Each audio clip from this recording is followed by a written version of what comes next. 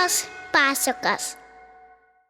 Sveiki vaikai, su jumis ir vėl gyvos pasakos. Na ir šį kartą mama piratė. Ir paskaitysiu jums pasaką apie tai, kaip gyvūnai, kuriuos visi mes pažįstame, gavo uodegas. Seniai joks gyvūnas neturėjo uodegos. Nė vienas. Liūtas, kaip miško karalius, nusprendė, kad tai nepriimtina ir turi būti pakeista. Jis sušaukė visus savo pavaldinius ir tarė: "Nusprendžiau, kad kiekvienas iš jūsų galiausiai gausite uodegą. Aš, kaip jūsų valdovas, išsirinksiu uodegą pirmas."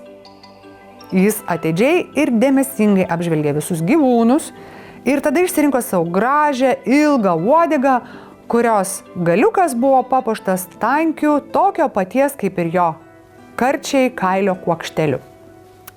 Tada atėjo kitų gyvūnų eilė. Beždžionė norėjo tokios uodegos, kuri apsiviniotų aplink medžių šakas ir padėtų jai išsilaikyti. Lapė norėjo storos ir purios uodegos, o arklys pasirinko uodegą iš ilgų ašutų, kad galėtų vaikyti erzinančias muses. Ir taip toliau, kol absoliučiai visi gyvūnai išsirinko savo po uodegą. Paskutinis, aišku, rinkosi dramblys, nes jam visada būdavo labai sunku apsispręsti. Tačiau tai reiškia, kad jam neliko nieko kito, tik mažytė plika uodegytė. Tuomet liūtas karalius paklausė, ar visi yra patenkinti ir ar visi gavo uodegas, kokių norėjo. Tačiau vienintelis, kuris vėlavo į susirinkimą ir atbėgo, kai uodegos buvo išdalintos, buvo kiškutis. Jam nebuvo likę uodegėlės, tačiau niekas negalėjo jam pagelbėti, net ir liūtas, tad kiškutis liko be uodegos.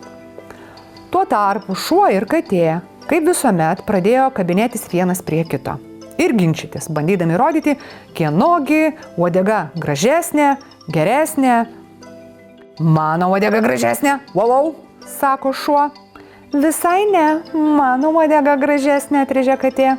"Sakau tau mano, nešnekėk nesąmonių, mano gražesnė." "Tikrai ne?" "Tikrai taip."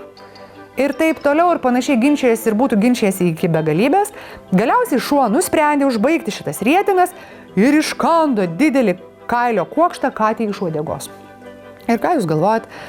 Katė garsiai kniaukdama pasislėpė nuo šuns medyje, iš kur ir toliau šnypštė ir įžeidinėjo šunį. Na, o kiškutis visą barnį matęs iš tolo, pasičiupo iš kasto kailio kuokštą, prisitvirtino jį prie užpakaliuko ir tai buvo geriau negu visiškai likti be jokios uodegos. Tad dabar žinote, kodėl kiškio uodega tokia trumpa, na ir kodėl katės pamačiusios šunį bėga slėptis į medžius. Tiek pasako šį kartą, ačiū visiems buvusiems kartu, na ir kviečiu tuos, kuriems patinka mūsų kuriami įvaizdžiai, tuos, kurie mėgsta klausytis skaitomų pasakų, prenumeruoti kanalą Gyvos pasakos YouTube platformoje ir, aišku, sekti mūsų profilių socialiniuose tinkluose. Ačiū ir iki kitų pasakų.